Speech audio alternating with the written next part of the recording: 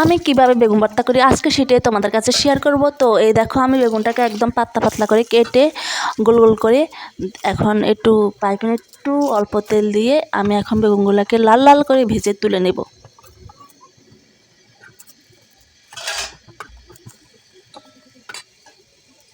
তো দেখো আমার বেগুন ভাজি হয়ে গেছে, এখন আমি বেগুনগুলোকে উঠিয়ে নিব। এখন আমি কাঁচা লঙ্কাগুলো কিছুক্ষণ একটু তেলে নিব পাইপে নিয়ে।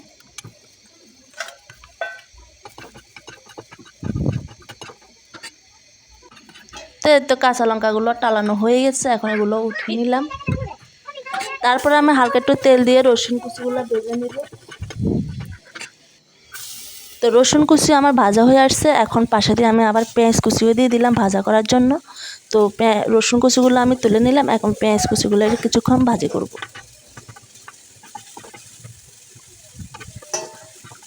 তাই তো পেঁয়াজও ভাজি হয়ে গেছে, এখন আমি উঠিয়ে নিলাম পেঁয়াজ কুচি, রসুন কুচি, লঙ্কা, ধনেপাতা, লবণ, বেগুন সব কিছু এখন আমি একসাথে হাতে মেখে নেব, কারণ হাতে মাখানো ভর্তা অসাধারণ মজা। তৃপ্তি ভরে ভাত খাওয়া যায় ভর্তা দিয়ে, যেভাবে পেট তৃপ্তি ভরে ভাত খাওয়া যায় অন্য মাছ মাংস দিয়ে কিন্তু ততটা তৃপ্তি ভরে আমি ভাত খেতে পারি না। মানে ভর্তা হচ্ছে আমার কাছে প্রিয়। তো দেখো বলতে বলতে আমি বেগুন ভর্তা করেও ফেলছি, আর আমি সর্ষের তেল দিয়ে দিয়েছি বেগুন ভর্তা করতে।